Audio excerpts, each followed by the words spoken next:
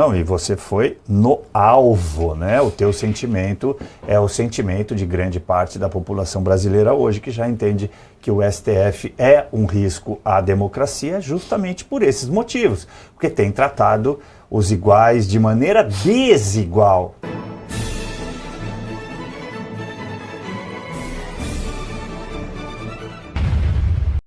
Não pode ser a segunda turma do STF. A segunda turma é o Moraes. Moraes é a primeira turma? Moraes é a primeira turma. Moraes é a primeira Moraes, turma. Toffoli, confundi. Dino. Tá, primeira turma é o Moraes, o Careca, o Bolão, o Bento Carneiro e o Reborn. Isso. E tinha o Peruca, aí o Peruca foi para a segunda turma. Ele que me confundiu. Exato. Então a segunda turma tem o Fux, o Gilmar, o Toffoli, o André Mendonça e o Cássio Conká. Esses 5 aí. O André Mendonça tinha dado aquele pedido de prisão preventiva do ex-presidente do Banco de Brasília, o BRB. E a segunda turma do STF decidiu então manter a prisão preventiva de Daniel Monteiro, advogado no caso Master, contrariando o voto do ministro Gilmar Mendes. A votação aconteceu em plenário virtual do tribunal, com a análise da decisão tendo sido iniciada em 22 de abril de 2026 e terminou com o placar de 3-1 pela manutenção da prisão, com os posicionamentos de André Mendonça, Luiz Fux e Cássio Nunes Marques. Dias Toffoli se declarou suspeito. Por que ele se declarou suspeito? Por que ele é suspeito, Toffoli? Todos os ministros da corte falaram que ele não é suspeito. Naquela cartinha que fizeram lá para tirar a relatoria dele, todo mundo assinou, os 10 falaram. Ele não é suspeito. Tudo que ele fez até aqui está certo. Por que ele está se declarando suspeito? É que é uma confissão de culpa ou ele está chamando os colegas de mentiroso? Eu não sei qual das duas, ou pode ser as duas também. Mas ele se declarou suspeito depois da cartinha. Depois da cartinha que falava que ele não era suspeito. Para fazerem um sorteio novamente e cair no André Mendonça. Mas daí, bicho. Aí eu te entendo, a lógica tá. O enredo não fecha. Não fecha. É o que eu falo, não é um enredo, aí vira um enrego. Né? Que isso vira um enrego. Né? Não preciso dizer mais nada, porque você sabe o que é enrego, não é?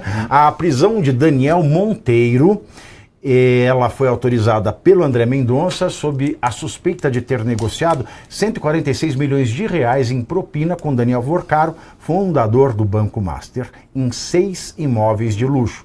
Em seu voto, o decano da corte, Gilmar Mendes, propôs a substituição da prisão preventiva do advogado por medidas cautelares alternativas, como o uso de tornozeleira eletrônica, a suspensão do exercício da advocacia e a proibição de mudança de residência.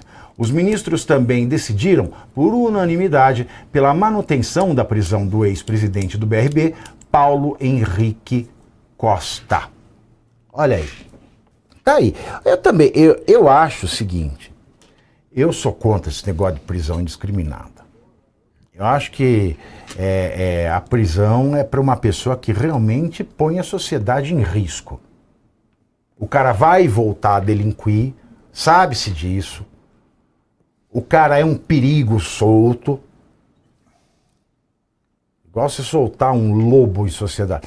Mas há que se pesar também assim o simbolismo do caso Master. O tamanho dessa corrupção, que é o maior escândalo bancário que se tem notícia. Talvez seja o maior escândalo bancário do mundo. A gente não sabe, mas está caminhando para isso. E já tem contornos de tal coisa. Mas o que eu acho engraçado é o seguinte, ô Caivano e Ricardo Rosso. O engraçado no Brasil, eu não vou nem falar o nome, né? Porque tem ministro que ora ele é garantista e uma época sempre foi garantista e agora ora ele é garantista, ora ele não é garantista. Ora é, ora não é. Ô menino, ora não é. E o que eu tenho visto porque todo mundo foi muito severo com todo mundo do 8 de janeiro. Aí sabe o que eu pensei? Que eu estou falando aqui do caso, não do Bolsonaro e do que se diz a cabeça, né, da minuta do golpe. Eu estou falando de pessoas como a Fátima de Tubarão, como a Débora do Batom. Estou falando de gente simples, cuja concessão do habeas corpus ou mandar para casa quem estava dentro do presídio, do sistema prisional, isso passou pelo pleno.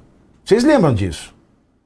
Tá certo isso, passou pelo plenário, né, Caivano? Passou. Esses primeiros casos. Aí é engraçado, o primeiro caso porque... foi já em plenário, lembra? Do Sebastião Coelho. Sabe o que é engraçado? Porque a justiça no Brasil, se a gente pegar o posicionamento do Gilmar Mendes, agora, nos casos do 8 de janeiro, para o cidadão comum e para o pessoal lá da Lava Jato, a gente tem a seguinte conclusão. A justiça brasileira, os juízes criminais do Brasil, eles só erram com o rico. Com o pobre eles sempre acertam. Porque só gente muito rica, como esse advogado, como os barões da Lava Jato, foram vítimas de erro judicial, ou de vendetta judicial, ou de assédio judicial. Porque o pobre, o juiz sempre acerta na medida. Com o pobre não tem conversa. É puxar cana, buscar a vara e assoviar ao mesmo tempo, não é? Sim. Pavinato, que os pobres não têm bons advogados para poder mostrar esses erros, entende? Para fazer chegar em determinados o advogado precisa mostrar, ele precisa apontar, pega aqui, ó, dedinho, ó. Pegar o dedinho, conversar e apontar a quantidade de erros para a liberação de um habeas corpus por determinados ministros do Supremo. Essa é a diferença.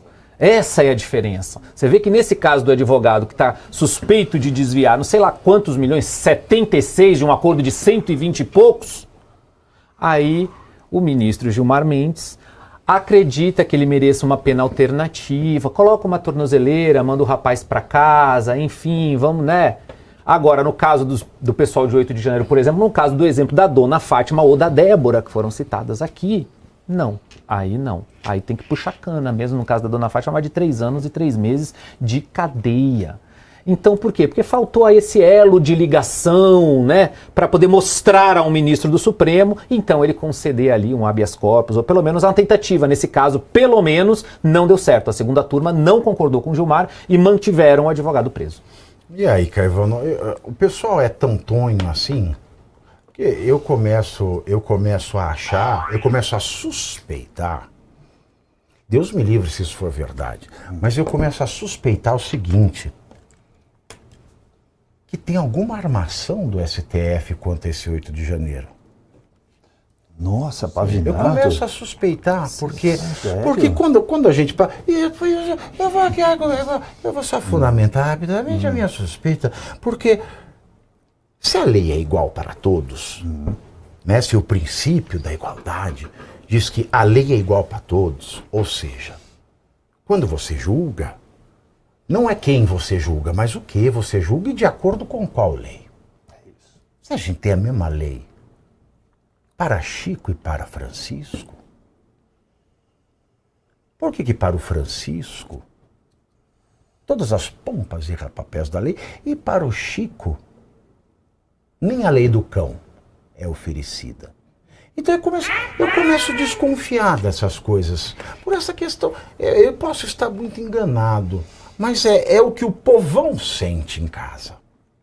Concordo contigo, não, e você foi no alvo, né? O teu sentimento é o sentimento de grande parte da população brasileira hoje, que já entende que o STF é um risco à democracia justamente por esses motivos, porque tem tratado os iguais de maneira desigual e os desiguais, às vezes, de maneira igual, ou seja, aqueles que têm mais poder, mais capacidade financeira, como o Ricardo disse. O Ricardo estava sendo irônico, evidentemente, como você está sendo, e estava dizendo que tem alguns advogados que transitam em lugares diferenciados, né, Pavinato? Até Escrevi aqui, ó, será que esse advogado frequentava um determinado instituto e que ele conseguia encontrar com determinados ministros, determinados desembargadores, e aí por conta disso talvez tenha feito o curso de especialização da dona Vivi Bart, que fez o curso para atuar em tribunais superiores? Só posso entender que seja esse tipo de coisa, porque olha, eu não falo por mim, não sou tão bom advogado assim, mas falo por colegas que conheço que são excelentes advogados e atuaram no caso dessas pessoas e não conseguiram sucesso, não conseguiram melhor resultado. Todos continuaram presos. Ora, é o que você disse, a lei não foi tratada da maneira que deve ser. E aí, interessante que você já começou dizendo que tem determinados ministros que se autodenominam garantistas. Ora, um garantista, ele se opõe ao que chama, ao que ele denomina de um punitivismo exacerbado do Estado. Então, ele está lá para fazer valer as defesas e as garantias, né? Ou seja, os direitos e garantias fundamentais constitucionais do indivíduo. Por isso chama-se garantismo. Ele vai garantir que isso seja apreciado para o juiz. Agora, o que fazer quando esse juiz não aceita esse garantismo vindo de terceiros advogados? Isso causa não só surpresa, espécie, mas principalmente injustiça. E isso, quando ocorre injustiça demais, né, a gente tem que entender que estamos num momento em que há um estado de exceção. Eu vou continuar repetindo que nem um disco quebrado, porque é isso que a gente vive hoje no Brasil e está entrando para a história. Nós todos aqui estamos fazendo história. Só para quem não entendeu, estado de exceção, só para dar uma definição aqui. Boa. Por que é estado de exceção a quê? Estado de exceção, não é exceção à democracia, não. É estado de exceção ao direito. Porque ou um país é democrático ou não é. Entendeu? Então não existe um Estado democrático, um Estado de exceção democrática. Não. É Estado de exceção ao direito. O direito está escrito, está posto, está legislado, feito por representantes do povo numa democracia. Então nós vivemos num Estado de exceção ao direito. E se é exceção ao direito, não é democracia. Porque é a nossa democracia que faz o direito. Só que ele não é seguido. E isso que o STF faz não é, portanto, o direito. É exceção ao direito travestida de direito. Então nós estamos aqui no papel da Cássia Kiss. Estão querendo colocar porta dentro dos nossos códigos, coisa que não é direito, mas que vestiram como direito. Você não entendeu, Cláudio? Não. Você não entendeu? Também, vocês não viram não. que a Cássia Kiss fez esse final de semana? Não. Depois não vocês acompanhei. vejam em casa. Tá. Vai lá, Ricardo Rosso. Não, desde sempre eu ouço falar um ditado, acredito que vocês também, de quem tem bons advogados, quem tem dinheiro para bons advogados, quase nunca vai ficar preso. Eu achava que era pela articulação, capacidade de interpretação da legislação dos bons advogados. Mas estou percebendo, cada dia que passa, que não é isso, Pavinato. Os bons advogados é quem sabem levar as boas histórias, quem tem mais tempo para dialogar com ministros e por aí conseguir habeas corpus. Muito bem. E por falar no Gilmar Mendes, é claro, quando fala de Gilmar Mendes, vem um outro nome à cabeça, né? Romeu